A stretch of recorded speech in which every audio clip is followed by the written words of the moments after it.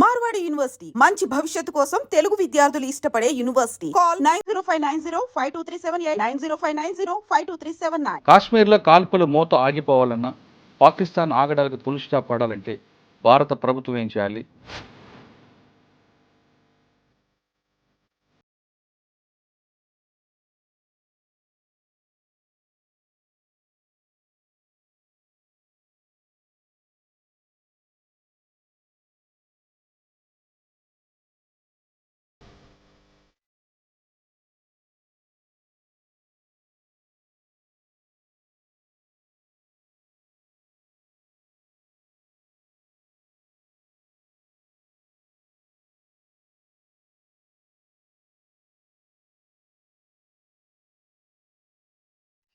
పర్టికులర్గా హిందువుల్ని ముస్లిం వేరు చేసి చంపడం అనేది ఇది ఫస్ట్ టైం. దీని మీద ప్రభుత్వం కూడా చాలా సీరియస్గా ఉంది. బీహార్లో కూడా ప్రైమ్ మినిస్టర్ గారు చాలా స్ట్రాంగ్ వార్నింగ్ కూడా ఇచ్చారు. వార్నింగ్ ఇవ్వడం, అటాకులు చేయడం కాకుండా అసలు ముందు మనం ఎందుకు ఫెయిల్ అయ్యాం, మన ఇంటెలిజెన్స్ ఏమైంది, అసలు ఇంత పెద్ద ఇష్యూ జరుగుతున్నప్పుడు మనకున్న నెట్వర్క్ ఎక్కడ బ్రేక్ అయింది అంటే కొంతమంది ఆఫీసర్లు అంటారు వాళ్ళు డిజిటల్ సిగ్నేచర్ ఎక్కడ వాడకుండా ఉన్నారు కాబట్టి మనం ఫెయిల్ అయ్యామంటున్నారు. అంటే మనం పుట్టింపుని ఇంటెలిజెన్స్ ఎక్కడ ఆగిపోతుంది అంటే మన టెక్నాలజీ వైపు వెళ్తున్నాం తప్ప మన మూలాలు మర్చిపోతున్నాం అనేది ఇక్కడ చాలా క్లియర్గా తెలుస్తుంది. మీరు కాశ్మీర్లో చాలా కాలం పనిచేశారు కాబట్టి. మోదీ గారు జస్ట్ ఇండియన్ ఆర్మీకి గో అహెడ్ అనే ఒక ఆర్డర్ ఇవ్వాలి. మనకి చిన్నప్పటి నుంచి ఇప్పటి వరకు నేర్పించింది ఏంటంటే నాన్ వైలెన్స్. ఇవాళ ఏం అవసరం ఉంది చెప్పండి పాకిస్తాన్తో మనం సంబంధం పెట్టుకోవడానికి? ప్రతిసారి ఇలాగ ఏదో ఒకటి జరుగుతుంది, మీరు 2 రోజులు గట్టిగా అరుస్తారు, ఆ తర్వాత మళ్ళీ మనకి పాకిస్తాన్ ఇండియా క్రికెట్ మ్యాచ్ కావాలి అంటారు. ఇలాగైతే కుదరదు కదా. జరిగినప్పుడు మనం క్యాండిల్ ర్యాలీ తీస్తాం, ఆ తర్వాత మళ్ళీ పాకిస్తాన్. అంతెందుకు మన హైదరాబాద్లో రీసెంట్గా పాకిస్తాన్ వచ్చి ఇక్కడ ఆడినప్పుడు మీరు చూసారు ఎయిర్పోర్ట్లో ఎలాగంటి crowd. Indian navy great, Indian air force great అనేవాళ్ళు తప్ప వాళ్ళ కొడుకుల్ని పంపించేవాళ్ళు ఎంతమంది. మాకు ఫోన్లు రావాల్సిన అవసరం కూడా లేదు, మేము వెంటనే ప్యాక్ చేసుకొని మేము వెళ్ళడానికి వీఆర్ వెరీ రెడీ. ఎవరి దగ్గర అయితే దాన్ని ఏమంటారు శక్తి లేదో వాళ్ళ మీద మీరు శక్తిని ప్రదర్శించారు. బయటకు వచ్చారు మీరు రిటైర్ అయి వచ్చిన తర్వాత ఈ ఇన్సిడెంట్ వినగానే మీ రక్తం బాయిల్ అయిందా, మరొకసారి వెళ్దాం అనిపించిందా? ఖచ్చితంగా నేను మీకు ఇందాటి నుంచి అదే చెప్తున్నాను. If war is the only solution now, మాకు ఫోన్ కాల్స్ లెటర్స్ రావాల్సిన అవసరం కూడా లేదండి. Welcome to I dream. కాశ్మీర్లో కాల్పులు మోత ఆగిపోవాలన్నా, పాకిస్తాన్ ఆగడానికి ఫుల్ స్టాప్ పడాలంటే భారత ప్రభుత్వం ఏం చేయాలి, ముఖ్యంగా ప్రజలు ఏం చేయాలి అనే విషయంపై మనతో మాట్లాడడానికి మాజీ మేజర్ హర్షవర్ధన్ గారు ప్రస్తుతం ఉన్నారు. ఆయన అడిగి చాలా క్లారిటీ తీసుకుంది. సార్ నమస్తే అండి. జై హింద్ మురళి గారు. సార్ కాశ్మీర్ ఇష్యూ చూస్తున్నామండి, ఫస్ట్ టైం టూరిస్టులను టార్గెట్ చేయడం. అవును, మన గతంలో మాట్లాడుకున్నట్లుగా ఎప్పుడు అమర్నాథ్ యాత్రకు వెళ్తున్నప్పుడు వాళ్ళని టార్గెట్ చేయడం, భక్తులను టార్గెట్ చేయడం తప్ప టూరిస్టులను డైరెక్ట్గా చేయడం అనేది ఎక్కడ కనబడలేదు. అవును, మీకు చెప్తున్నా, గతంలో మనం డిస్కస్ చేస్తున్నట్టుగా టూరిస్ట్ స్పాట్స్ కొన్ని ఉన్నాయి. ఆ స్పాట్స్లో అన్ఎక్స్పెక్టెడ్ జరగడం తప్ప ఇంత పెద్ద లార్జ్గా చనిపోవడం, పర్టికులర్గా హిందువుల్ని ముస్లిం వేరు చేసి చంపడం అనేది ఇది ఫస్ట్ టైం. దీని మీద ప్రభుత్వం కూడా చాలా సీరియస్గా ఉంది. బీహార్లో కూడా ప్రైమ్ మినిస్టర్ గారు చాలా స్ట్రాంగ్ వార్నింగ్ కూడా ఇచ్చారు. వార్నింగ్ ఇవ్వడం, అటాకులు చేయడం కాకుండా అసలు ముందు మనం ఎందుకు ఫెయిల్ అయ్యాం, మన ఇంటెలిజెన్స్ ఏమైంది, అసలు ఇంత పెద్ద ఇష్యూ జరుగుతున్నప్పుడు మనకున్న నెట్వర్క్ ఎక్కడ బ్రేక్ అయింది అంటే కొంతమంది ఆఫీసర్లు అంటారు వాళ్ళు డిజిటల్ సిగ్నేచర్ ఎక్కడ వాడకుండా ఉన్నారు కాబట్టి మనం ఫెయిల్ అయ్యామంటున్నారు. అంటే మన పుట్టింపుని ఇంటెలిజెన్స్ ఎక్కడ ఆగిపోతుంది అంటే మన టెక్నాలజీ వైపు వెళ్తున్నాం తప్ప మన మూలాలు మర్చిపోతున్నాం అనేది ఇక్కడ చాలా క్లియర్గా తెలుస్తుంది. మీరు కాశ్మీర్లో చాలా కాలం పనిచేశారు కాబట్టి ఇక్కడ ఫెయిల్యూర్ ఎక్కడ కనిపిస్తుంది అంటారు? చూడండి, ఫస్ట్గా మాట్లాడుకుంటే ఆర్మీ కానివ్వండి, సిఆర్పిఎఫ్ కానివ్వండి, జేఎండ్కే పోలీస్ కానివ్వండి, ఇంటెలిజెన్స్ ఫెయిల్యూర్ అయితే మాత్రం దీన్ని మనం ఖచ్చితంగా అనాల్సిందే. దానికి ఒప్పుకోవాల్సిందే. తప్పు ఉన్నప్పుడు ఒప్పుకోవాలి, అప్పుడే మనం దాన్ని కరెక్ట్ చేసుకోగలం. అలా కాదు, తప్పు లేదు, మా తప్పేం లేదు అంటే that is not the right approach to a problem. ఇంకొకటి, ఇందాక మీరు చెప్పినట్టు ప్రతిసారి అమర్నాథ్ యాత్రకి ఎవరైతే భక్తులు వెళ్తారో వాళ్ళ మీద అటాక్ చేయడానికి చాలాసార్లు అటెంప్ట్స్ జరిగినాయి, అటాక్స్ జరిగినవి కూడా ఇంతకుముందు. కానీ టూరిస్ట్ మీద, పర్యాటకుల మీద డైరెక్ట్గా అటాక్ అనేది ఇప్పటి వరకు జరగలేదు. మేబీ అదొక రీజన్ అయి ఉండొచ్చు, దాన్ని మనం ముందే యాంటిసిపేట్ చేయకపోవడానికి. అట్ ద సేమ్ టైం నాకు ఎక్కడో లింక్ మిస్ అవుతుందని అనిపిస్తుంది ఇందులో. ఎందుకంటే నేను ఇందాక చెప్పినట్టుగా పర్యాటకుల్ని డైరెక్ట్గా టార్గెట్ చేసి, అది కూడా ఇంతమందిని, అంటే ఇంతకు ముందు కూడా టూరిస్ట్ కొంతమంది చనిపోయారు కాశ్మీర్కి వచ్చినప్పుడు. మేబీ వాళ్ళు స్టోన్ పెల్టింగ్ మధ్యలో ఇరుక్కొని, లేకపోతే ఆపరేషన్స్ మధ్యలో ఇరుక్కొని చనిపోయారే తప్ప డైరెక్ట్గా టార్గెట్ చేసి టూరిస్ట్ని చంపింది అన్నది ఇంతకుముందు నేను ఎప్పుడు చూడలేదు. సో ఇందులో దీని అర్థం ఏంటో నేను కూడా అర్థం చేసుకోవడానికి ట్రై చేస్తున్నాను. ఇక్కడ అన్నిటికన్నా మెయిన్ ప్రాబ్లం మనకేంటి అంటే లోకల్ సపోర్ట్ లేకుండా ఇదంతా జరగడం అనేది ఇంపాసిబుల్. ఇంకొక విషయం మనందరం ఒకటి గుర్తుపెట్టుకోవాల్సిన విషయం ఏంటి అంటే దిస్ ఈజ్ ఇస్లామిక్ టెర్రరిజం. మీకు నచ్చినా నచ్చకపోయినా, మీకు వినడానికి ఇబ్బందిగా ఉన్నా లేకపోయినా, I'm not here to give politically correct statements. This is Islamic terrorism. నేను ఎందుకు చెప్తున్నాను అంటే ఇస్లాం అనేది ఒక్క ఇండియాలోనే కాదు కదా ఉంది. ఇప్పుడు పాకిస్తాన్ని మనం ఏమంటాం? పాకిస్తాన్ని మనం ఇస్లామిక్ రిపబ్లిక్ ఆఫ్ పాకిస్తాన్ అంటాం. వాళ్ళు వచ్చి హిందువులందరూ టూరిస్ట్ అందరినీ ఒకవైపు నుంచోబెట్టి, ముస్లిమ్స్ అందరినీ ఒకవైపు నుంచోబెట్టి వాళ్ళ ప్యాంట్లు కిందకి దింపి చెక్ చేసి చంపుతున్నారు అంటే what is the reason behind it? వాళ్ళు చంపిన తర్వాత వెళ్ళి మీ మోదీకి చెప్పుకోండి ఇలాంటి స్టేట్మెంట్స్ ఇస్తున్నారు అంటే దాని అర్థం ఏంటి? దాని అర్థం ఏంటి అంటే పాకిస్తాన్ పుట్టిందే హిందూ హేట్రేడ్ మీద. మీరు దాన్ని డినై చేయలేరు. 2 నేషన్ థియరీ ఏదైనా కావచ్చు, వాళ్ళు వేరుగా మాకు ల్యాండ్ కావాలి, మేము వేరే కంట్రీ పెట్టుకుంటాం అని అన్నప్పుడు that is not out of వాళ్ళు ఏదో డెవలప్ అవ్వాలి వాళ్ళ సొంతంగా అని కాదు. Just one plain reason is వాళ్ళకి హిందూస్తో ఉండడం ఇష్టం లేదు. సో ఇప్పుడనే కాదు, నేను కాశ్మీర్లో నేను సర్వ్ చేసినప్పటి నుంచి లాస్ట్ 1947లో ఎప్పుడైతే మనం ఇండిపెండెంట్ అయ్యామో అప్పటి నుంచి చూసుకుంటే ఇప్పటి వరకు ప్రతిసారి there is always hate angle. రీసెంట్గా మనకి బలూచిస్తాన్లో బలూచ్ లిబరేషన్ ఆర్మీ అనేది ఆ ట్రైన్ మీద అటాక్ చేసి హైజాక్ చేసి చాలా పెద్ద ఆపరేషన్ చేశారు వాళ్ళు పాకిస్తాన్ ఆర్మీ మీద. అలాంటి హైజాక్ అనుకోవచ్చా, లేదు వాళ్ళు ఇండిపెండెన్స్ కోసం వాళ్ళు చేశారు అనుకోవచ్చు? అంటే ఇండిపెండెన్స్ కోసమే ఈ ఫైట్. కానీ దాన్ని హైజాక్ అని అనకూడదు. హైజాక్ ఎందుకు అంటున్నాను అంటే అందులో వాళ్ళు ఒక్క సివిలియన్స్ని కూడా ఎక్కడా టచ్ చేయలేదు. ఆ జనరల్గా బలూచిస్తాన్లో క్వెటా అనే ఒక ప్లేస్ ఉంది. అది బలూచిస్తాన్కి మీరు క్యాపిటల్ సిటీ లాగా అనుకోవచ్చు. ఆ ఏరియాలో చాలామంది ఆర్మీ వాళ్ళు కానీ డిఫెన్స్ ఫోర్సెస్ వాళ్ళు పాకిస్తాన్ వాళ్ళు అక్కడ పోస్టింగ్ ఉంటారు. కానీ అక్కడి నుంచి మెయిన్ పాకిస్తాన్కి రీచ్ అవ్వాలంటే ఆ ట్రైన్ ఒక్కటే దారి. సో ఎవరైనా కానీ పోస్టింగ్కి వెళ్ళినా, డిప్లాయ్మెంట్కి వెళ్ళినా, మళ్ళీ లీవ్కి వెళ్ళాలన్నా కానీ ఆ ట్రైన్ ఒక మెయిన్ అదొక్కటే లింక్, కనెక్టింగ్, అదే మెయిన్ కనెక్షన్ పాయింట్ అనమాట. సో దాని మీద వాళ్ళు అటాక్ చేసి హైజాక్ చేసినప్పుడు కూడా ఒక్క సివిలియన్ని కూడా వాళ్ళు అక్కడ ఉంచడం కానీ వాళ్ళకి హాని చేయడం కానీ చేయలేదు. సో ఇదే ఇప్పుడు even if you are fighting, మీరు ఒకవేళ ఫైట్ చేస్తున్నా కానీ there are some unsaid rules.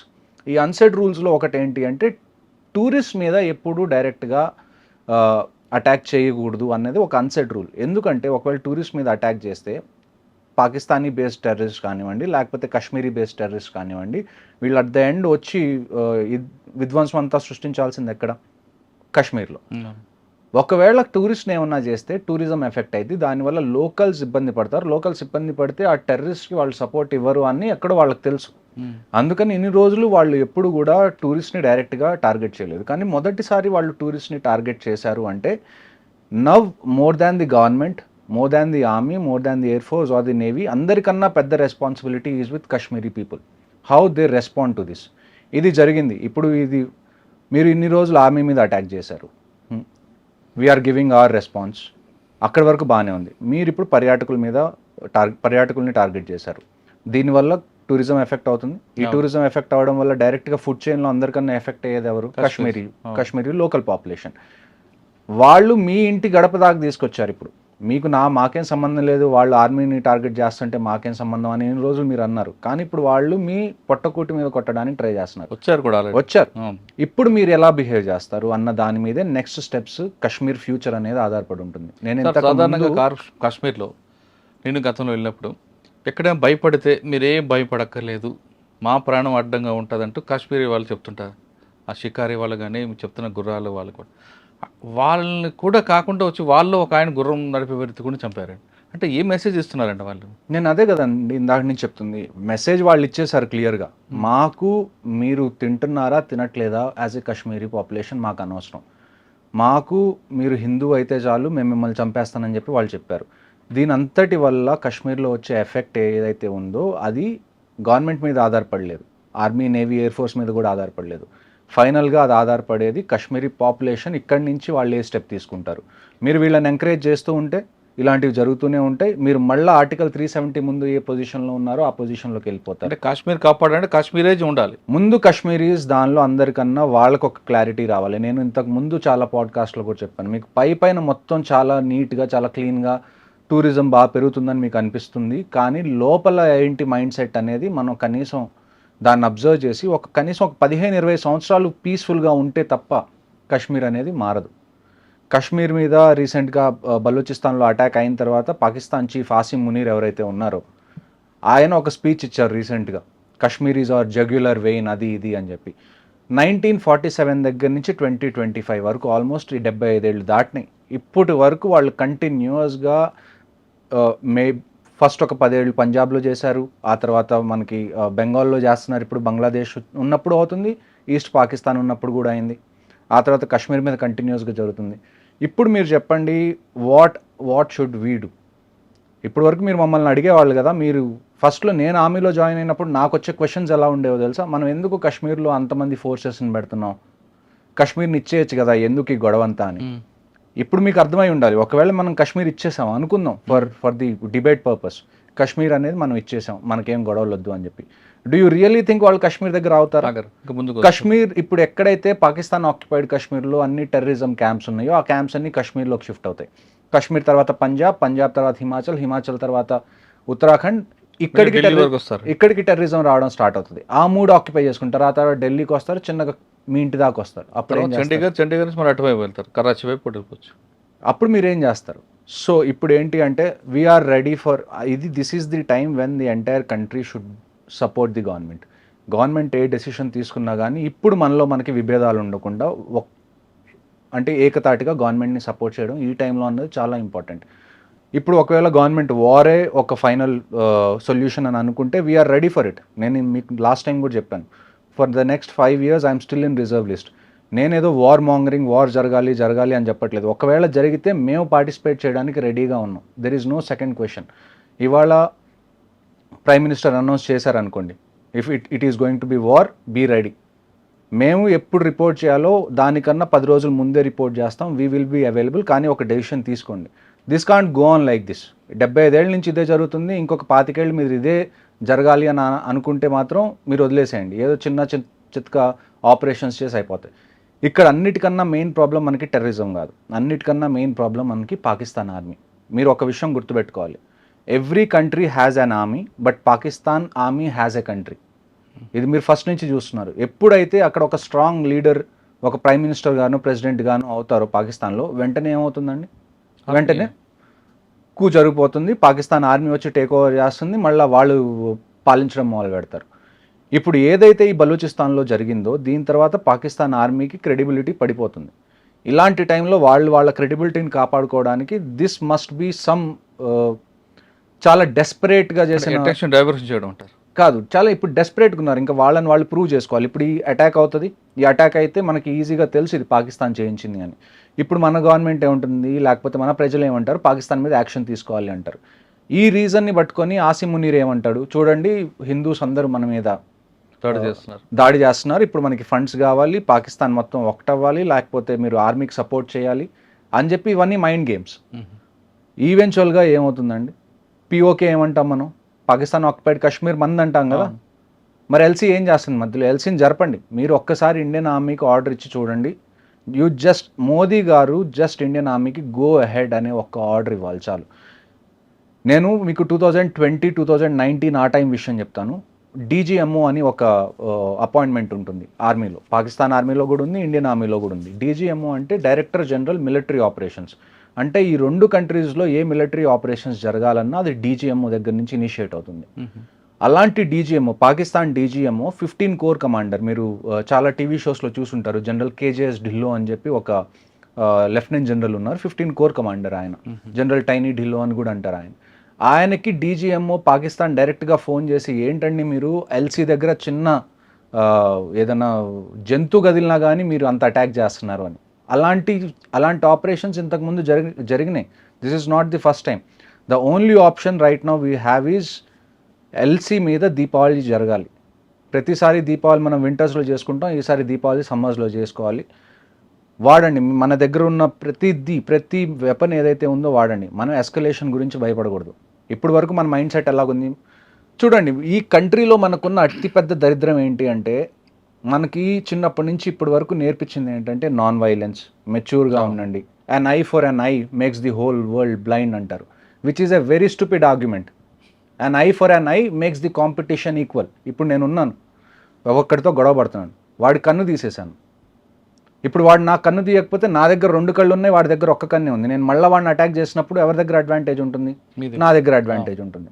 So ఇవన్నీ చెప్పుకోవడానికి బాగుంటాయి. An eye for an eye makes the whole world blind. No, if you don't take the eye in response of this, ఇలాంటివి ఇంకా పెరుగుతూనే ఉంటాయి, ఇవి తగ్గవు.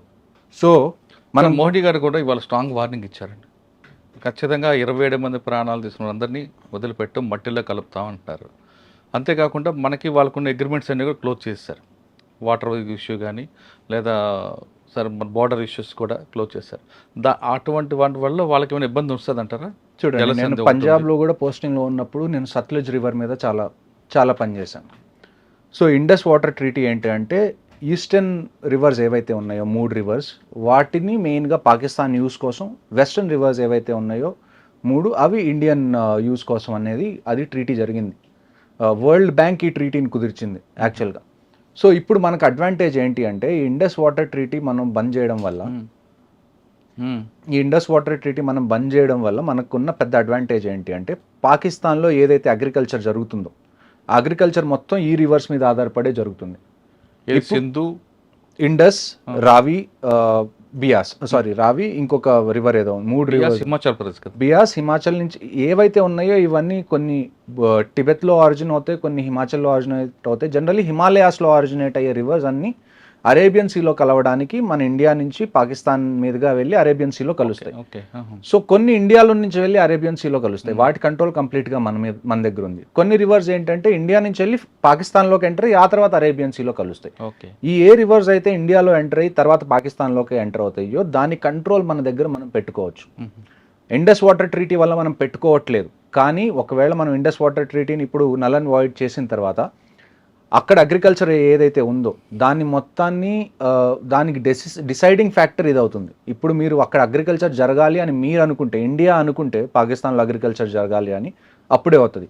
ఒకవేళ ఇండియా అక్కడ కరువు రావాలి అని అనుకుంటే ఇక్కడ ఉన్న వాటర్ని మనం బ్లాక్ చేస్తాం, దానివల్ల వాళ్ళు అగ్రికల్చర్ సరిగ్గా చేసుకోలేరు. And at the same time ఎప్పుడైతే ఏదైనా వార్ లాంటి సిచ్యువేషన్ వచ్చిందనుకోండి, కొన్నిసార్లు మీరు ఏరియా మొత్తాన్ని ఫ్లడ్డింగ్ చేయాల్సి వస్తుంది. వాళ్ళ ఎక్విప్మెంట్ ఏవి ముందుకు రాకుండా, వాళ్ళ సోల్జర్స్ ముందుకు రాకుండా ఏరియా మొత్తాన్ని వాటర్లో ఫ్లడ్డింగ్ చేయాలన్నా కానీ అప్పుడు ఈ రివర్స్ మనకి యూజ్ అవుతాయి. సో ఓవరాల్గా ఇక మీద నుంచి పాకిస్తాన్లో నీళ్లకు సంబంధించి ఏ ఇబ్బంది వచ్చినా కానీ అది ఇండియా వల్లే. అంటే ఇప్పుడు అగ్రిమెంట్ ఆపారు కాబట్టి పాకిస్తాన్లో ఖచ్చితంగా కరువు ఉంటుంది అంటారు. ఖచ్చితంగా. అంటే పబ్లిక్ అక్కడ సఫర్ అవుతుంది. మన పబ్లిక్ సఫర్ అయింది కదండి. It's not the army who has suffered this time. ఇప్పుడు మీరు ఆర్మీ టు ఆర్మీ పెట్టుకున్నారు, లేకపోతే మీరు టెర్రరిస్ట్ పంపించారు, ఆర్మీ టెర్రరిస్ట్ తో ఫైట్ చేస్తుంది, లేకపోతే అది వేరే విషయం. పబ్లిక్ మీదకి వచ్చాడు. పబ్లిక్ ని మీరు టచ్ చేయకూడదు, నో మ్యాటర్ వాట్. ఒక కంట్రీ మొత్తానికి ఆర్మీ కానీ పోలీస్ కానీ ఇవన్నీ సెక్యూరిటీ ఏజెన్సీస్ ఎందుకున్నాయి అంటే పబ్లిక్ ని టచ్ అవ్వకుండా మేము చూసుకునేలాగున్నాయి. అలాంటిది మీరు పబ్లిక్ ని టచ్ చేశారు. ఇప్పుడు పబ్లిక్ ని టచ్ చేసిన తర్వాత if our public is suffering, will make sure you face the consequences. ఇప్పుడు మనం ఎంతమందికి మెడికల్ వీసాస్ ఇస్తున్నామండి ఇండియాలో వచ్చి ట్రీట్మెంట్ చేయించుకోవడానికి పాకిస్తానీస్కి? We have been kind enough, but మరీ మనం ఇంత కైండ్గా ఉంటే don't take this as helplessness. అచ్చా, అంటే ఇప్పుడు జలసంధి అనేది బ్రేక్ అయింది కాబట్టి సఫర్ అవుతారు ఖచ్చితంగా సఫర్. సెకండ్ ఇష్యూ ఏంటంటే అట్టారీ వాగా బార్డర్ కూడా క్లోజ్ అన్నారు. దానివల్ల వాళ్ళకి జరిగే నష్టం ఏంటి? వాళ్ళు ఇంకా నేను అదే కదండి మీకు చెప్తుంది, అన్ని వీసాస్ రిజెక్ట్ అయిపోయినాయి. ఎవరు ఇటు నుంచి అటువైపు రావడానికి లేదు.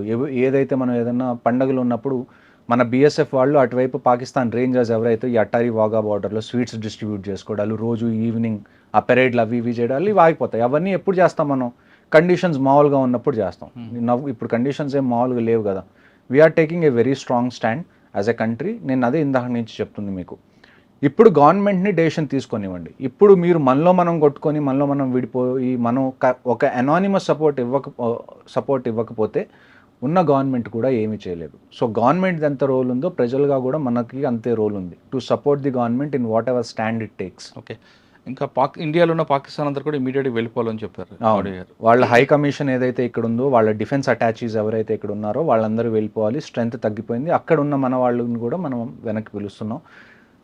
ఇది చిన్న ఎస్కలేషన్ కన్నా కానీ నన్ను అడిగితే మాత్రం పాకిస్తాన్లో ఉన్న మన హై కమిషన్ని ముగిచ్చేసేయండి, ఇక్కడున్న వాళ్ళ హై కమిషన్ని ముగిచ్చేసేయండి. మనకి ఇవాళ ఏం అవసరం ఉంది చెప్పండి పాకిస్తాన్తో మనం సంబంధం పెట్టుకోవడానికి? మనం ఏమన్నా వాళ్ళ దగ్గర నుంచి ట్రేడ్ చేస్తున్నాం, అక్కడి నుంచి మనకి ఏమన్నా ఇంపార్టెంట్ విషయాలు ఏమన్నా కావాలా? అంటే ఇంపార్టెంట్ ఇంపోర్ట్స్ ఏమన్నా కావాలా? ఏమీ లేదు. మనకు లేకపోతే ఇన్ఫ్యాక్ట్ పాకిస్తాన్ అనేది సర్వైవ్ అవ్వడం కష్టం. వాళ్ళు లేకపోయినా ఉన్నా కానీ you know how India is. మనం ఎంత ప్రాస్పర్ అవుతున్నాం, మనం ఎంత పని చేస్తున్నాం, మనల్ని మనం ఎంత ఇంప్రూవ్ చేసుకోవడానికి ట్రై చేస్తున్నాం, మనందరికీ తెలిసిన విషయం. ఓకే సార్, ఇప్పుడు పాకిస్తాన్ ఇమీడియట్గా వేకెట్ చేయమని చెప్పారు మోడీ 1 వీక్లో. కానీ ఇక్కడ కొంతమంది మీరు చెప్తున్నట్టుగా హెల్త్ ఇష్యూ లేదు, ఇంకో రకంగా వచ్చి ఉండారు. విశాఖపట్నం ఆ ప్రాంతాలు పిల్లలు కూడా చదువుకున్నారు యూనివర్సిటీలో. వాళ్ళందరూ వెళ్ళిపోతే వాళ్ళకు కూడా ఇబ్బంది కదా, అంటే వాళ్ళు చేసే పనికి. నేను ఇదే మీకు చెప్తుంది ఇందాకటి నుంచి, ఇబ్బంది కదా. వై ఆర్ యూ అంటే మీరేమన్నా అది తీసుకున్నారా రెస్పాన్సిబిలిటీ? పాకిస్తాన్లో ఎవరైనా ఇబ్బంది పడితే అది నా ఇబ్బంది అని చెప్పి మన రెస్పాన్సిబిలిటీ ఎందుకు తీసుకున్నాం? ఒకవైపు వాళ్ళ గవర్నమెంట్ అంతా ఇది చేస్తుంది, మరి మనం ఎందుకు వాళ్ళు ఏమైపోతారో అనుభూతి చూపించగలదంట. ఎందుకు అంత మెచ్యూరిటీ ఎందుకు? 75 ఏళ్ళ నుంచి మీకు ప్రతిసారి ఇలాగ ఏదో ఒకటి జరుగుతుంది, మీరు 2 రోజులు గట్టిగా అరుస్తారు, ఆ తర్వాత మళ్ళీ మనకి పాకిస్తాన్ ఇండియా క్రికెట్ మ్యాచ్ కావాలి అంటారు. ఇలాగైతే కుదరదు కదా. జరిగినప్పుడు మనం క్యాండిల్ ర్యాలీ తీస్తాం, ఆ తర్వాత మళ్ళీ పాకిస్తాన్. అంతెందుకు, మన హైదరాబాద్లో రీసెంట్గా పాకిస్తాన్ వచ్చి ఇక్కడ ఆడినప్పుడు మీరు చూసారు ఎయిర్పోర్ట్లో ఎలాగంటి క్రౌడ్. నేను ఎప్పటి నుంచో చెప్తాను, నన్ను అంటారు చాలామంది, మీరు ఆర్టిస్ట్ని ఎందుకు ఇంక్లూడ్ చేస్తారు, క్రికెటర్స్ని ఎందుకు ఇంక్లూడ్ చేస్తారు అంటే ఇదేంటి, ఇది మా ఆర్మీదో లేకపోతే నేవీదో ఎయిర్ ఫోర్స్దో సొంత గొడవ ఇది? మా ఇంట్లో వాళ్ళని ఏమన్నా టార్గెట్ చేసినందుకు మేము అక్కడికి వెళ్ళామా? లేదు కదా.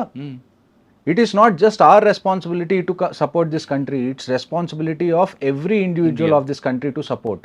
ఓకే, అప్పుడే కదా. ఇప్పుడు మీరు ఒక వైపు నుంచి అక్కడి నుంచి ఆర్టిస్ట్ని పిలుస్తున్నారు, వాళ్ళతో మూవీస్ చేస్తున్నారు, వాళ్ళకి డబ్బులు ఇస్తున్నారు, లేకపోతే అక్కడి నుంచి మీరు క్రికెటర్స్ని పిలుస్తున్నారు, వాళ్ళని ఎంకరేజ్ చేస్తున్నారు.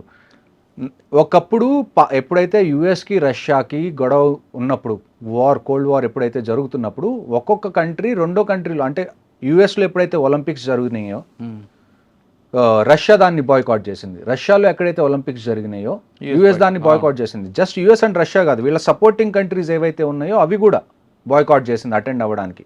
అంత పెద్ద ఒలింపిక్స్నే జనాలు బాయ్కాట్ చేస్తున్నారు వాళ్ళ కంట్రీ మీదకి ఏమన్నా వస్తే. మీరు ఆఫ్టర్ ఆల్ ఛాంపియన్స్ ట్రోఫీ కోసం ఏడుస్తున్నారు. అంటే మీరు చెప్తుంది అక్కడ కంట్రీలో ఉన్న వాళ్ళ ప్రతి సిటిజన్ కమిట్మెంట్ ఉంది, మన దగ్గర కమిట్మెంట్ మన దగ్గర కూడా ఉందండి. మీరు ఇప్పుడు వాళ్ళ సొసైటీలో చూసుకుంటే 90% of the people support what ever the government is going to do. Correct. కానీ ఆ 90% వాళ్ళు వచ్చి బయటికి మాట్లాడలేని పరిస్థితి. ఎవరైతే 10% ఇలాగ మాట్లాడతారో, మనం సానుభూతి చూపించాలి, మనం కొద్ది సాఫ్ట్గా ఉండాలి, వీళ్ళ దగ్గరే బయటికి మాట్లాడే సాధనాలు ఉన్నాయి. ఇంకొకటి ఏంటి అంటే, చాలామంది, నేను ఇందాక కూడా మీకు చెప్పాను, we have to certify this as Islamic terrorism. చాలామంది ఈ మాట అనడానికి కూడా భయపడే పరిస్థితుల్లో ఉన్నారు ఇవాళ. ఈ మాట డైరెక్ట్గా చెప్పలేరు, ఎందుకంటే వాళ్ళ ఫ్రెండ్స్ని వాళ్ళు ఏమైనా ఇబ్బంది పెడతారేమో, వాళ్ళ ముస్లిం ఫ్రెండ్స్ని, లేకపోతే వాళ్ళ దగ్గర పనిచేసేవాళ్ళు, లేకపోతే వాళ్ళు ఎవరైనా ముస్లిమ్స్ దగ్గర పనిచేస్తుంటే ఇలాంటి స్టేట్మెంట్స్ ఇస్తే వాళ్ళు ఇబ్బంది పడతారేమో అని చెప్పి ప్రతిసారి మీరు వేరే వాళ్ళ మనసుల గురించి ఆలోచించుకునే పరిస్థితి ఏంటి? మీకు ఒక మనసు లేదా? What is your heart saying? You know what the things are on ground. కానీ మన దగ్గర వచ్చిన ఒక మైనస్ ఏంటంటే, మీరు చెప్తుండే ప్రతి ఒక్కరు పాకిస్తాన్ మీద యుద్ధం అనగా నేను వెళ్తా, తుపాకీ ఇవ్వండి వెళ్తానంటాడు. కానీ పాకిస్తాన్ ఇండియా మ్యాచ్ అనగానే మాత్రం డబ్బులు ఎక్కువ పెట్టి బ్లాక్లు పెట్టి సినిమా మ్యాచ్ చూస్తాడు. నేను అదే కదా, ఎందుకు అది తప్పు కదా. నేను అదే కదా మీకు చెప్తుంది, మనం సినిమా క్రికెట్ని దాటి ఆలోచించకపోతే these two are just your entertainment. What is cinema మీరు చెప్పండి నాకు? ఏముందండి entertainment? Cinema is a business of art, అంతే కదా. ఆయనకి డబ్బులు పంచడం తప్ప మన డబ్బులు తగలపెట్టుకో. మీకేం ఫ్రీగా ఎవరు సినిమా చూపించట్లేదు కదా, మీరు పే చేస్తారు, మీరు ఒక ప్రోడక్ట్ ఎలా కొనుక్కుంటారో సేమ్ అది. దానివల్ల రేపటికి రేపు సినిమాలు ఆగిపోతే ఎంటర్టైన్మెంట్ ఆగిపోతే అని నేను చెప్పట్లేదు, జస్ట్ సినిమా నష్టం ఏం లేదు, సొసైటీలో ఏం పెద్ద నష్టం ఏముండదు. రేపటికి రేపు క్రికెట్ మనం ఆడకపోతే పాకిస్తాన్తో ఆడట్లేదు, మేబీ సౌత్ ఆఫ్రికాతో ఆడతాం, ఆస్ట్రేలియా. సో మనకు ఆప్షన్ మన వాళ్ళు బ్లాక్ అని కొనుక్కొని చూస్తాడు. నేను మీకు చెప్తుంది, ఏ 10% ఎవరైతే ఉన్నారో మనం సాఫ్ట్ గా ఉండాలి, మనకి డైలాగ్ ఉండాలి, మనం 75 డైలాగ్ 10% ఏం చేస్తారు, అదే ఇండియా మీద వార్ అనగానే తుపాకు తీసుకెళ్తా అంటాడు. చెప్పడానికి చాలా ఈజీ అండి. నేను చెప్తున్నాను కదా, 100కి 90 మంది Indian army great, Indian navy great, Indian air force great అనేవాళ్ళు తప్ప వాళ్ళ కొడుకుల్ని పంపించేవాళ్ళు ఎంతమంది ఉంటారు? నేను చిన్నప్పుడు నేను కార్గిల్ వార్ చూసినప్పుడు నేను ఇన్స్పైర్ అయ్యాను. For kids of this generation this should be your wake up call. అక్కడ జస్ట్ ఆర్మీ మీద జరగలేదు, కర్ణాటక నుంచి వెళ్ళిన వాళ్ళు, హైదరాబాద్ నుంచి వెళ్ళిన వాళ్ళు, ఆంధ్ర నుంచి వెళ్ళిన వాళ్ళు, ప్రతి స్టేట్ వాళ్ళు అక్కడికి సఫర్ అయ్యారు. సో ఇది మీకు వేకప్ కాల్. పెద్ద అయిన తర్వాత నేను ఇక్కడి నుంచి పారిపోయి యూఎస్ వెళ్ళిపోతాను, నేను ఇలాంటి వాటిలో పడను అని అనుకుంటారా, మీ డెసిషన్. అలా కాదు, ఇలాంటివి మళ్ళీ నెక్స్ట్ జనరేషన్లో జరగకూడదని అనుకుంటారా, join Indian army, navy, air force, police, what ever it is. ఈ దేశంలో మనం శాంతి శాంతి శాంతి అని చెప్పి మనం ఫైట్ చేయాలన్న స్పిరిట్ని చంపేస్తున్నాం చిన్నగా. కరెక్ట్ అండి. మనం ఇప్పుడు మన దగ్గర 100 ఎకరాలు ఉన్నాయండి, 10 ఎకరాలు ఒకడు కబ్జా చేసుకున్నాడు, మీరేం చేస్తారు? అక్కడ ఒక 100 ఎకరాలు మీ దగ్గర ఉన్నాయి, అందులో 10 ఎకరాలు ఒకడు వచ్చి కబ్జా చేసుకున్నాడు, మీరు ఏం చేస్తారు? వాడి మీద యుద్ధంకి వెళ్తాం, ఏదో ఫైట్ చేస్తాం కదా, కోర్టుకి వెళ్తాం ఏదో. మరి ఇక్కడికి వచ్చేటానికి ఇది ఇక్కడ కూడా అదే కదా జరుగుతుంది. ఇండియా మొత్తం 100 ఎకరాలు అనుకుంటే అందులో 10 ఎకరాలు కాశ్మీర్ అనుకుంటే వాళ్ళది తీసుకుందాం అనుకుంటున్నారు. ఇక్కడ మనకు ప్రాబ్లం ఎక్కడ వస్తుంది? మీకు ఇందా ఫస్ట్ నుంచి అదే చెప్తున్నా, మనం సినిమాలు వచ్చినప్పుడు ఆగస్ట్ 15 వచ్చినప్పుడు మాత్రమే మనం స్పందిస్తాం. ఇలాంటివి ఏమన్నా జరిగినప్పుడు జరిగితేనే మాత్రమే ఇంకొక క్యాండిల్ ర్యాలీ తీస్తాం. తర్వాత ఎవరి పని ఆడితే క్రికెట్ మ్యాచ్, భారత క్రికెట్ మ్యాచ్ అనగానే దానికి కోట్లు ఖర్చు పెడతారు మన వాళ్ళు, బ్లాక్ అని కొనుక్కొని చూస్తారు. అదే పాకిస్తాన్ హీరోయిన్ వచ్చిందని పరిగెడతారు. కానీ అసలు సో విషయం ఇవన్నీ వచ్చేసి ఆగాలండి, ఇవన్నీ ఖచ్చితంగా ఆపాలి. మీరు ఎన్ని రోజు ప్రతి దానికి కాన్సిక్వెన్సెస్ అనేది ఒకటి ఉండాలి. మీరు తప్పు చేశారా, దానికి ఒక కాన్సిక్వెన్సెస్ ఉండాలి. మీరు ఒక దొంగతనం చేస్తే ఏమవుతుంది? అవును, పట్టుకొని జైల్లో వేస్తారా? అది కాన్సిక్వెన్స్. అవును. మళ్ళా చేయకుండా ఆ భయం ఉండాలి. మీరు ఆ భయం పెట్టకపోతే అలాగా. ఈ భయం మనం ఇన్ని రోజులు చేస్తున్న తప్పు ఏంటి అంటే, మనం టెర్రరిస్ట్గా భయం పెడుతున్నాం. పాకిస్తాన్ మనం Rawalpindi, general headquarters of Pakistan army రావల్పిండిలో చేయాల్సిన ఆపరేషన్స్ మనం శ్రీనగర్లో ఎందుకు చేస్తున్నాం? You give a go ahead. నేను డైరెక్ట్గా చెప్తున్నాను ప్రైమ్ మినిస్టర్ గారికి, ఒకవేళ మీరు ఇప్పుడు వార్ జరగాలి అని మీరు అనుకున్నారా, ఎకానమీ విల్ రివైవ్ అండి. ఇండియాలో నాకు తెలిసి Indians are very hard working, we can revive our economy war జరిగిన తర్వాత కూడా. కానీ if the decision of the prime minister is that we have to go to war, I promise you, ఎంతమంది అయితే వెటరన్స్ ఆర్మీ నుంచి retire అయ్యి ఇప్పుడు మామూలుగా సివిల్ లైఫ్లో ఉన్నారో, ఐ టెల్ యూ, మాకు ఫోన్ చేయాల్సిన అవసరం కూడా లేదు. మీరు న్యూస్లో చెప్పండి, లేకపోతే టీవీ స్క్రీన్లోకి వచ్చి 8 ఎప్పుడు చెప్తారు కదా, చెప్పండి వార్ జరగబోతుంది, everybody should go to the front lines. మాకు ఫోన్లు రావాల్సిన అవసరం కూడా లేదు, మేము వెంటనే ప్యాక్ చేసుకొని మేము వెళ్ళడానికి వీఆర్ వెరీ రెడీ. ఓకే, కానీ ఒక డెసిషన్ తీసుకోండి, stick to it, and this time the solution has to be permanent. ఇలా పిఓకే మనది అంటున్నాం, బలూచిస్తాన్లో పాకిస్తాన్కి ఇష్యూ జరుగుతుంది, డ్యూరెంట్ లైన్ ఎక్కడైతే ఆఫ్ఘనిస్తాన్తో బార్డర్ ఉందో అక్కడ కూడా ఇష్యూ జరుగుతుంది. చైనా ఏమో ఇప్పుడు మొన్నటి వరకు మనకి ఇంకొక అజంప్షన్ ఏంటి, మనం పాకిస్తాన్ ఏమన్నా చేస్తే చైనా మనకి కంప్లీట్గా అగేన్స్ట్ అయ్యే ఛాన్స్ ఉంది. ఇప్పుడు చైనా పరిస్థితి ఏంటి జియో పొలిటికల్ సిచ్యువేషన్లో? యూఎస్కి చైనాకి మధ్యలో ట్రేడ్ వార్ జరుగుతుంది, టారిఫ్స్ అన్ని పెంచేసారు. ఇప్పుడు చైనాలో స్టాక్ మార్కెట్ ఏదైతే ఉందో అది ఆల్మోస్ట్ కొలాప్స్ అయ్యే స్టేజ్లో ఉంది. ఓకే, ఇప్పుడు షీ జిన్పిన్ ఎవరైతే చైనాకి దేవుడు అనుకుంటాం మనం, ఆయన వియత్నాం, మలేషియా లాంటి కంట్రీస్కి వెళ్ళి ఆయన అడుక్కోవాల్సి వస్తుంది, మీరు యూఎస్కి కాకుండా మాకు సపోర్ట్ చేయండి అని. So this is the best time if you have to go for a military operation. ఎందుకంటే పాకిస్తాన్కి సపోర్ట్ చేయడానికి చైనా ఇప్పుడు బిజీగా ఉంది, and at the same time ఒకవైపు నుంచి ఇండియా ఉంటే రెండో వైపు ఆఫ్ఘనిస్తాన్ వైపు నుంచి ఆఫ్ఘనిస్తాన్ ఆర్మీ కూడా రెడీగా ఉంది, తాలిబాన్ ఆర్మీ కూడా రెడీగా ఉంది, ఇంటర్నల్గా బలూచిస్తాన్ ఆర్మీ కూడా రెడీగా ఉంది, and at the same time Tehreek-e Taliban Pakistan అని చెప్పి ఒక ఆర్గనైజేషన్ ఉంది which is against the Pakistan army. ఇన్ని ఎలిమెంట్స్ మీ దగ్గర రెడీగా ఉన్నాయి, మీరు యూటిలైజ్ చేసుకోవాలి, ఎక్స్ప్లాయిట్ చేసుకోవాలి అంటే I don't think there is any better time than this. Talibans కూడా స్టేట్మెంట్ ఇచ్చారంట కాశ్మీర్ విషయంలో కూడా. ఇప్పుడు వరకు చైనా, యుఎస్ అందరూ స్టేట్మెంట్స్ ఇచ్చారు. ఇప్పుడు వరకు స్టేట్మెంట్ రాంది కెనడా దగ్గర నుంచే. దాన్ని కూడా మనం చూసుకోవాలి. Why is Canada not giving a statement yet? ఎందుకంటే కెనడాలో ఇప్పుడు వరకు మనం చూసాం ఖాళిస్తాన్కి వాళ్ళు సపోర్ట్ చేయడం కానివ్వండి, ఐఎస్ఐకి సపోర్ట్ చేయడం కానివ్వండి, అది కెనడాలో ఉంది. So we have to deal with this also. But before dealing other things మనం ఫస్ట్ డీల్ చేయాల్సింది ఏంటి అంటే, నేను ఖచ్చితంగా మీకు చెప్తున్నానండి, maybe within a month something big is going to happen. Okay, but అది వారా కాదా అన్నది మనం వెయిట్ చేయాలి. సార్ ఒకసారి వెనక్కి వెళ్దాం. కాశ్మీర్ విషయంలో కొంతమంది బోర్డర్ క్రాస్ అయ్యారు, కొంతమంది మిస్ అయ్యారు, వాళ్ళే చేశారు. ఇప్పుడు వరకు మనకున్న ఇన్ఫర్మేషన్ ప్రకారం ఇన్ఫర్మేషన్లో ఎక్కడో లీక్ అయింది, జమ్మూ కాశ్మీర్ పోలీసులకి ఇన్ఫర్మేషన్ ఫెయిల్ అయింది కాబట్టి జరిగింది. వాళ్ళు కూడా ఆ ప్లేస్ని రెక్కి చేసిన తర్వాతే అటాక్ చేశారన్నది చూడండి. ఇప్పుడు వరకు మనకున్న ఇన్ఫర్మేషన్ ఏంటంటే 5 నుంచి 6 టెర్రరిస్ట్ ఉన్నారు.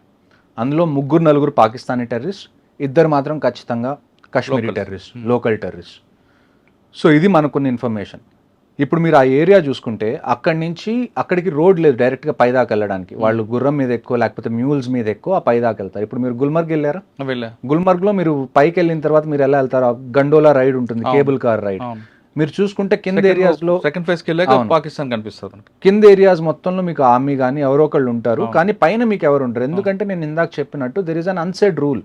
ఎక్కడైతే టూరిస్ట్ వీళ్ళందరూ ఉన్నారో, టూరిస్ట్ స్పాట్స్ ఏవైతే ఉన్నాయో అక్కడ వాళ్ళని కొద్దిగా ఫ్రీగా వదిలేద్దాం, వాళ్ళు ఎంజాయ్ చేసుకునేలాగా. అక్కడ మిలిటరీ ప్రెజెన్స్ ఉంటే అంత కరెక్ట్గా ఉండదు అన్న ఉద్దేశంతో మనం ఎక్కడైతే పై స్టేజెస్ ఉంటాయో అక్కడ మనం దాన్ని ఏమంటారు పెద్దగా కదిలించాం. That is what they have taken advantage of. వాళ్ళు వెనకాల నుంచి వచ్చారు జంగల్స్ నుంచి, వాళ్ళు ఆల్రెడీ నాకు తెలిసి అయితే they have been staying in those jungles for at least 1 or 2 months. అక్కడ వాళ్ళ హైడౌట్ ఏదో ఉంది. ఆ హైడౌట్లో వాళ్ళు ఖచ్చితంగా మొత్తం సెట్ చేసుకొని ముందు నుంచే ఉన్నారు. వాళ్ళు ఆర్డర్స్ కోసం వెయిట్ చేసి ఇది 22nd వాళ్ళు ఎగ్జిక్యూట్ చేశారు. And I can కన్ఫర్మ్లీ say there is Pakistan army behind this, especially Asim Munir, the chief of army staff of Pakistan. ఎందుకంటే ఆసిమ్ మునీర్ అనే ఆయన he is not a general soldier. ఆయన ఇంతకుముందు ఎక్కువగా ఐఎస్ఐలో పనిచేశారు. He is a spy soldier. So ఇలాంటి యథవేషాలన్నీ ఆయన వేయడానికి చాలా ఛాన్సెస్ ఉన్నాయి. అండ్ ఇంటర్నల్ సోర్సెస్ కూడా ఎక్కడో చోట పాకిస్తాన్ నుంచి నాకు వచ్చిన ఓపెన్ సోర్స్ ఇంటెలిజెన్స్ నెట్వర్క్ నుంచి నాకు తెలిసిన విషయాలు ఏంటి అంటే yes, Asim Munir is involved in this. అంటే ఈ టైంని ఎందుకు ఎంచుకున్నాడు అనుకోవచ్చు మనం? ఈ టైం అంటే ఇప్పుడు నేను అదే కదండి మీకు ఇందాక చెప్పాను. బలోచిస్తాన్లో వాళ్ళు దెబ్బతిన్నారు. డ్యూరెంట్ లైన్లో ఎక్కడైతే ఆఫ్ఘనిస్తాన్తో వాళ్ళకి బార్డర్ ఉందో అక్కడ వాళ్ళకి ఇబ్బంది నడుస్తుంది. And at the same time ఇంటర్నల్గా తెహరీకే తాలిబాన్ పాకిస్తాన్ కూడా వాళ్ళని ఇబ్బంది పెడుతుంది. ఇమ్రాన్ ఖాన్ని వాళ్ళు జైల్లో వేశారు. ఇమ్రాన్ ఖాన్ సపోర్టర్స్ ఎవరైతే ఉన్నారో వాళ్ళని ఇబ్బంది పెడుతున్నారు. పేరుకి షహబాజ్ షరీఫ్ పిఎం కానీ మొత్తం నడిపించేది మొత్తం chief of army staff, ISI chief, వీళ్ళే నడిపిస్తారు పాకిస్తాన్ మొత్తంలో. సో వీళ్ళు ఎన్ని తట్టుకుంటున్నారు ఈ టైంలో ఇంటర్నల్గా. ఇలాంటి టైంలో వాళ్ళందరూ వాళ్ళ కంట్రీని యునైట్ చేయాలి అంటే హిందూస్కి అగేన్స్ట్గా మనం వెళ్ళాలి, హిందూస్ని మనం చంపాలి. సార్ ఇప్పుడు మీరు అన్నట్టు హిందూకి వ్యతిరేకంగా చంపారు, పాయింట్లు ఇప్పి చూపించి మరి లేదా కురాణం చదవని వాళ్ళకి వెంటపడి మరి చంపారు. అవును, కానీ ఒక గుర్రం నడుపుకొచ్చిన ముస్లింలు కూడా చంపారు. నాకు తెలిసిన ఇన్ఫర్మేషన్ ప్రస్తుతానికి ఏంటి అంటే చూడండి, at the end Kashmiri survive అయ్యేది దేని మీద, టూరిజం మీద. నేను ఇందాక చెప్పినట్టు. సో చాలామంది టూరిజంలో ఎవరైతే ఉన్నారో కాశ్మీర్లో, they are really nice to people who visit there. ఎందుకంటే అది వాళ్ళ లైవ్లీహుడ్ కాబట్టి. సో నాకు తెలిసిన ఇన్ఫర్మేషన్ ఏంటి అంటే ఈ గుర్రం అతను ఎవరైతే ఉన్నారో అతను ఈ ఇష్యూ జరుగుతున్నప్పుడు ఆ రైఫిల్ స్నాచ్ చేయడానికి ట్రై చేశాడు టెర్రరిస్ట్ దగ్గర నుంచి. సో అతన్ని కూడా అందుకని చంపేశారు. సాధారణంగా మీరు చెప్పిన ఆ ప్లేస్ మనం స్విట్జర్లాండ్, ఇండియన్ స్విట్జర్లాండ్ అంటాం. నేను కూడా వెళ్ళా. అక్కడ నూడిల్స్, మంచి గావా, ఇంకొక అవన్నీ కూడా బంద్ ఉన్నాయండి. మంచి క్వశ్చన్ అడిగారు. ఇంకొకటి నాకు తెలిసిన ఇన్ఫర్మేషన్ ఏంటంటే రాత్రి చాలామంది అక్కడ చాయ్ వాళ్ళు కానివ్వండి, లేకపోతే అక్కడ చిన్న ఏవో ఒక బిజినెస్ చేసుకున్న వాళ్ళు ఎవరైతే ఉన్నారో వాళ్ళు రాత్రి గాయమైపోయారు. వాళ్ళు పనికి రాలేదు next day. So somewhere locals also కొంతమందికి తెలుసు నెక్స్ట్ డే ఇలాగేదో పెద్దది జరగబోతుందని. ఎందుకంటే ఇలాంటివి నేను కాశ్మీర్లో డే టు డే బేసిస్ నేను చూసేవాడిని. ఎప్పుడైతే ఎక్కడన్నా ఏదైనా ఇన్సిడెంట్ జరుగుతుంది అంటే మాకుండే ఫస్ట్ ఇండికేషన్ రోజు రెగ్యులర్గా కనిపించే విషయాలు కనిపించకపోవడం. That is the first indication. అంటే ఇప్పుడు మీకు ఒక ఏరియాలో 10 కొట్లు ఉన్నాయండి, రోజు ఓపెన్ అవుతాయి, రోజు అక్కడ బిజినెస్ నడుస్తుంది. ఒక్కసారిగా మీరు ఒకరోజు మార్నింగ్ వెళ్ళగానే 10 కొట్లు 10కి 10 బంద్ ఉన్నాయి అంటే ఏదో జరగబోతుంది అని చెప్పి. సో నెక్స్ట్ టైం కూడా ఇలాంటివి ఏమన్నా ఉంటే నేను ఇందాక మీరు చెప్పినట్టు ఇక్కడ చేంజ్ అనేది రావాలి అంటే army, navy, air force, these people are doing it for the last 75 years. Change ఎప్పుడు వస్తుంది అంటే కాశ్మీరీ లోకల్ ఎప్పుడైతే వాళ్ళు వీళ్ళకి సపోర్ట్ చేయడం ఆపేస్తారో అప్పుడే వస్తుంది. కానీ ఇప్పుడు మీకున్న ఇన్ఫర్మేషన్ ప్రకారం మరొకసారి దాడి జరిగే అవకాశం ఉందంటున్నారు, వాస్తవం? చూడండి, కొంతమంది ఇంకా ఆల్మోస్ట్ 1500 మంది OGWs అంటాం మేము, ఆన్ గ్రౌండ్ వర్కర్స్. అంటే మీరు సివిల్ భాషలో స్లీపర్ సెల్స్ అని అనుకోవచ్చు. 1500 మందిని డిటైన్ చేశారు. 1500 మందిని డిటైన్ చేయడం అంటే చిన్న విషయం కాదు. 1500 మందికి ఎన్ని జైల్స్ కావాలో మీరు ఆలోచించండి. వీళ్ళందరినీ ఉతికి ప్రతి ఇన్ఫర్మేషన్ బయటికి లావుతారు. ఎవరు దీని వెనకాల హ్యాండ్లర్స్ ఉన్నారు, అసలు దీని మొత్తాన్ని ఎగ్జిక్యూట్ చేసింది ఎవరు. Rashtriya rifles is going to do it's work అండి, అందులో మీకు డౌటే లేదు. ఎవరైతే ఈ టెర్రరిస్ట్ ఉన్నారో, ఎవరైతే దీనికి పాల్పడ్డారో వీళ్ళైతే ఖచ్చితంగా చచ్చిపోతారు. There is no doubt in it. కానీ వీళ్ళని చంపేస్తే ప్రాబ్లం అయిపోదు కదా. We also need solution for a long duration. Long term solution కావాలి. లాంగ్ టర్మ్ సొల్యూషన్ కావాలి అంటే Pakistan army needs to be targeted. దానికి మీరు వార్ చేయాలి అని అనుకుంటే వీఆర్ రెడీ టు పార్టిసిపేట్. మీరు ఒక్కసారి గో హెడ్ ఇవ్వడమే మీ చేతిలో ఉంది. అచ్చా సార్, ఈసారి వాళ్ళు అటాక్ చేస్తున్నప్పుడు ఎక్కడ కూడా డిజిటల్ సిగ్నేచర్ లేదు కాబట్టి మన ఇండియన్ ఆర్మీ ఫెయిల్ అయింది. కంప్లీట్గా మనం డిజిటల్ మీద, ఎలక్ట్రానిక్ దీని మీద ఎక్కువ ఉన్నాం, సెల్ ఫోన్స్ వాటి మీద మనం ఎక్కువ ఫోకస్ చేస్తాం. కానీ ఫుడ్ ఇంటెలిజెన్స్కి మనం ప్రయారిటీ ఇవ్వలేదు కాబట్టి ఈసారి వచ్చిందని ఒక వార్త ఉంది, వాస్తవం అంటారు అది? చూడండి, మీకు నేను లాస్ట్ టైం మాట్లాడినప్పుడు కూడా నేను చెప్పాను, ఇంట్ అనేది 2 రకాల. ఫోన్స్ కానీ ఏది కూడా యూజ్ చేయలేదు కదండి. ఎలాగో అలాగా ఇప్పుడు ఒక ఆపరేషన్ చేయాలి అని అనుకుంటే ఎక్కడో చోట కమ్యూనికేషన్ అనేది వాళ్ళు ఎస్టాబ్లిష్ చేసుకోవాలి, తప్పదు అది. ఎప్పుడు అంటే బీట్ ఫిజికల్గా కానివ్వండి, లేకపోతే టెక్నికల్గా కానివ్వండి. మనకి 2 రకాల ఇంటెలిజెన్స్ ఉంటాయి. ఒకటి ఫిజికల్ ఇంటెలిజెన్స్, ఒకటి టెక్ ఇంటెలిజెన్స్. ఫిజికల్ ఇంటెలిజెన్స్ కన్నా టెక్ ఇంటెలిజెన్స్ మీద మనం ఎందుకు డిపెండ్ అవుతాము అంటే technical intelligence is most of the time is very accurate.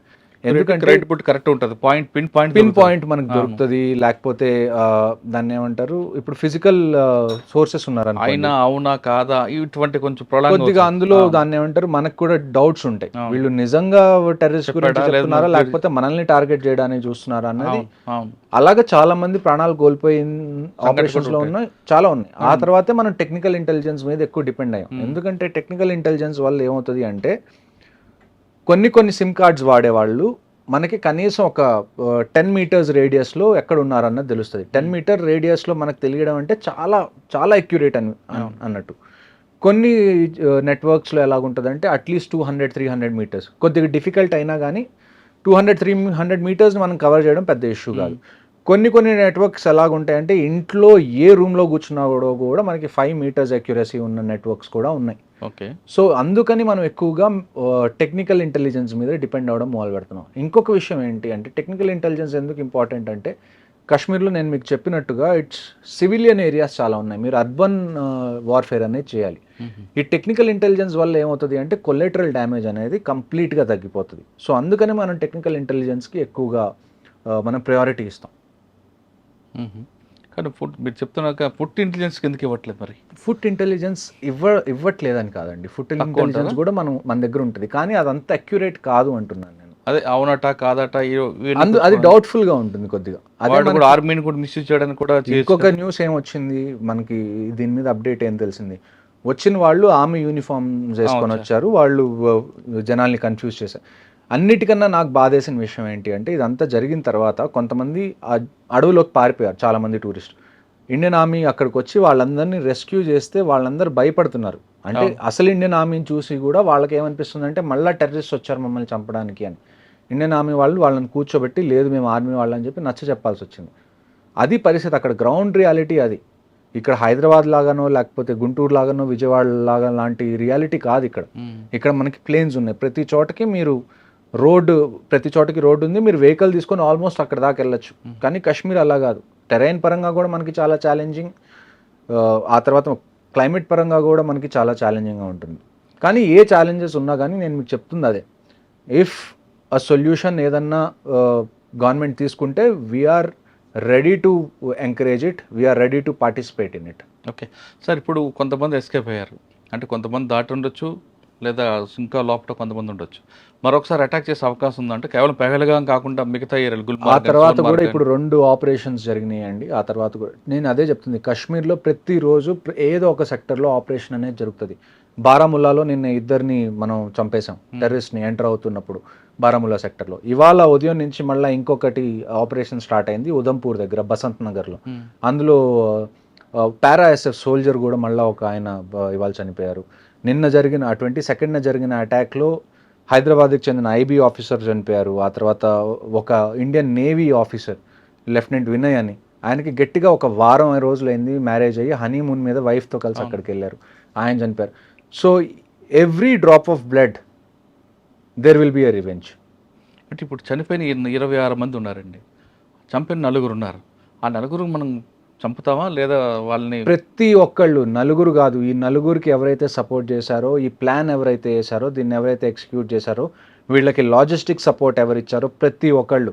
Israel చేసిందండి, ఇజ్రాయెల్ లాంటిది ఏం చేసింది, గాజాకి వెళ్ళింది, ఎవరైతే సపోర్ట్ చేశారో వాళ్ళందరినీ చంపేసింది. రష్యా యుక్రెయిన్ మీదకి వెళ్ళింది, మనం ఎందుకు వెళ్ళలేం? మన మీద కోర్టులో కేసు వేస్తారు, ఇంటర్నేషనల్ కోర్ట్ ఆఫ్ జస్టిస్లో ఏనివ్వండి. కోర్టు కేసులు మీరు సివిల్లో చూస్తారు కదా, ఎన్ని రోజులు నడుస్తాయి కోర్టు కేసులు? సంవత్సరాలు నడుస్తాయి, నడవనివ్వండి. మీకు this is the time you have to teach them A lesson. మీరు ఇంకా దీన్ని డిలే చేసి మేము సాఫ్ట్గా ఉంటాం, మేము పద్ధతిగా ఉంటాం, మనం ఏమన్నా సవాలమా? అవును, ప్రతిసారి ఇలాగ మన మీద ఏదైనా జరగడం, మనం ఒక 2 రోజులు క్యాండిల్ పట్టుకోవడం, మళ్ళీ ఒక 2-3 నెలల తర్వాత మళ్ళీ క్రికెట్ కావాలి, లేకపోతే అక్కడి నుంచి యాక్టర్స్ కావాలి అని మాట్లాడుకోవడానికి. At least this time take a stand. ఎందుకంటే ఈసారి జరిగింది ఆర్మీ మీద కాదు, మనకి పుల్వామా జరిగింది. పుల్వామా ఎవరి మీద జరిగింది? ఆర్మీ మీద జరిగింది, సిఆర్పిఎఫ్ మీద జరిగింది. బట్ దిస్ టైం ప్రజల మీదకి వచ్చింది. ఎవరి దగ్గర అయితే ఒక వెపన్ లేదు, ఎవరికైతే ఏ ఇంటెన్షన్ లేదు మీతో గొడవ పడాలనుకున్న వాళ్ళ మీద, ఎవరి దగ్గర అయితే దాన్ని ఏమంటారు శక్తి లేదో వాళ్ళ మీద మీరు శక్తిని ప్రదర్శించారు. ఇప్పుడు మీ మీద శక్తి ఉన్న వాళ్ళు ప్రదర్శిస్తే ఎలా ఉంటుందో మీకు తెలుస్తుంది ఈవెన్చువల్గా. ఓకే సార్, ఫైనల్గా చెప్పండి, బయటకు వచ్చారు మీరు, రిటైర్ అయిపోయి వచ్చిన తర్వాత ఈ ఇన్సిడెంట్ వినగానే మీ రక్తం బాయిల్ అయిందా? మరొకసారి వెళ్దాం అనిపించిందా? నేను మీకు ఇందాటి నుంచి అదే చెప్తున్నాను. If war is the only solution now, మాకు ఫోన్ కాల్స్ లెటర్స్ రావాల్సిన అవసరం కూడా లేదండి. We are in the reserve list, we will be there the next morning. మేము రిపోర్ట్ చేస్తాం మా రెజిమెంట్స్కి, మీరు డెసిషన్ తీసుకోండి, వీఆర్ రెడీ. సార్ అక్కడికి వెళ్ళిన తర్వాత అంటే ఇంతకుముందు కూడా మీరు వారంలోనే దాంట్లో చూస్తుంటారు, మీకు ఎవరు గైడెన్స్ చేస్తారు? ఒక దగ్గర జరిగింది, ఇన్ఫర్మేషన్ ఉంది, కొట్టరండి అంటారా, లేదు వాడిని పికప్ చేస్తారమంటారు? అంటే ఫస్ట్ ప్రయారిటీ అరెస్టా పికప్? ఇలాంటి విషయాలు జరిగినప్పుడు అరెస్ట్ అనేదానికి వివరం మీరు నన్ను పర్సనల్గా అడిగితే అండి, నేను అరెస్ట్ చేయాలి అంటాను. ఒకసారి చంపేయాలి, ఒకసారి some times death is kindness. ఒకడిని చంపేస్తే మనం వాడి మీద జాలి చూపించినట్టు అర్థం ఇలాంటి వాళ్ళని. నన్ను అడిగితే ఈసారి వీ షుడ్ అరెస్ట్ దెమ్. వాళ్ళ టార్చర్ ఎలాగ ఉండాలి అంటే, మేము కాశ్మీర్లో నేను చెప్తాను, నేను ప్రతిసారి ఆపరేషన్కి వెళ్ళేటప్పుడు నేను చెప్పేది ఏంటి అంటే, ఇస్లాంలో ఏంటి అంటే ఎవరన్నా చనిపోతే ఏం చేస్తారు? పూడ్చి పెడతారు, కాల్చరు. కాలిస్తే వాళ్ళు దాన్ని ఏమంటారు, వాళ్ళ రిలీజన్ బట్టి అది దాన్ని అగేన్స్ట్. ఏ టెర్రరిస్ట్ అయితే ఇస్లాం పేరు చెప్పుకొని ఇక్కడికి వచ్చి పిచ్చి పనులు చేస్తున్నాడో, make sure he doesn't get buried, make sure he gets burnt, he gets roasted. వాళ్ళకి ఎలాగ ఉండాలి అంటే, వాళ్ళు ఏదైతే అనుకొని వచ్చారో, నేను ఇదంతా చేస్తే నేను స్వర్గానికి వెళ్తాను, నన్ను పూడ్చిపెట్టిన తర్వాత అని అనుకున్నారో, ఆ థాట్ని చంపేసేయండి. నేను ఇప్పుడు కూడా అదే చెప్తున్నాను, ఎవరైతే వీళ్ళు ఉన్నారో నన్ను పర్సనల్గా అడిగితే killing them is not the answer. వాళ్ళని నించోబెట్టి వాళ్ళకి కనీసం ఒక 2-3 సంవత్సరాలు ప్రతిరోజు చిత్రహింసలు పెడితే తప్ప నెక్స్ట్ వచ్చే వాళ్ళకి ఆ భయం ఉండదు. చంపేస్తే ఏమవుతుంది, వస్తున్నాం చస్తున్నాం, వీ విల్ గెట్ 72 వర్జిన్స్ అనే డిల్యూషన్లో ఉన్నారు వీళ్ళు. జిహాద్ అంటున్నాడు కదా. ఈసారి రానివ్వండి, పట్టుకోండి, వాళ్ళని చంపకుండా వాళ్ళని జీవత్వాల్లాగా ఎన్ని రోజులు ఉంచగలిగితే అన్ని రోజులు మీరు ఉంచండి. That is how you teach a lesson నన్ను అడిగితే. కానీ దొరికే అవకాశం తక్కువ అంటారు. ఖచ్చితంగా దొరికే అవకాశం తక్కువ కాదండి. ఇప్పుడు ఏంటి అంటే, వాడి దగ్గర వెపన్ లేదనుకోండి, ఈజీగా వెళ్ళి ఎంత కష్టమైనా కానీ మనం పట్టుకోవచ్చు. కానీ మనం అక్కడికి వెళ్ళినప్పుడు ఏమవుతుందంటే గన్ ఫైట్ స్టార్ట్ అయిపోతుంది, ఫైర్ ఫైట్ స్టార్ట్ అయిపోతుంది. అందులో ఏంటి అంటే, మనం ఎంత ట్రై చేసినా వాడిని చంపకుండా పట్టుకోవాలి అన్న ఎంత ట్రై చేసినా కానీ ఎప్పుడైతే గన్ ఫైట్ స్టార్ట్ అవుతుందో ఈవెన్చువల్గా వాళ్ళని చంపాల్సి వస్తుంది. కానీ ఇప్పుడు జరిగిన ఇన్సిడెంట్లో 4 వచ్చారు, కానీ మరో 3 వాడికి ఎస్కేప్ చేయడానికి కూడా ఉండొచ్చు అనేది ఒక ఇన్ఫర్మేషన్ ఉంది. ఇంకొక ఇన్ఫర్మేషన్ నాకు వచ్చింది ఏంటంటే, ఈ మొత్తం ఆపరేషన్ అయిపోయిన తర్వాత, వాళ్ళు చేసింది ఏదైతే ఉందో అది అయిపోయిన తర్వాత, ఒక 2-3 లోకల్స్ వాళ్ళని తప్పించుకోవడానికి హెల్ప్ చేశారన్నది నాకు వచ్చిన ఇన్ఫర్మేషన్. ప్రతి ఒక్కళ్ళకి వాళ్ళు మూల్యం చెల్లించాల్సిందే, దాంట్లో క్వశ్చన్ అనేది లేదు, సెకండ్ క్వశ్చన్. కానీ అది ఎలాగన్నది మనం వేచి చూడాలి. ఏదైనా పిఎం గారి డెసిషన్ మీద ఉంది. పిఎంగా చూడండి, లోకల్గా ఏది జరగాలన్నా కానీ ఆర్మీ డెసిషన్ తీసుకుంటే చాలు. బట్ ఇది చిన్న విషయం కాదు. ఆర్మీ మీద ఏదైనా అటాక్ అయింది, లేకపోతే ఏదైనా టెర్రరిస్ట్ ఆపరేషన్ కాదు ఇది. It is a direct declaration of war. ఎందుకంటే వాళ్ళు సివిలియన్స్ని టచ్ చేయకుండా ఉండాల్సింది. సివిలియన్స్ని టచ్ చేశారు అంటే directly or indirectly somewhere they want war, we will give it to them. Okay.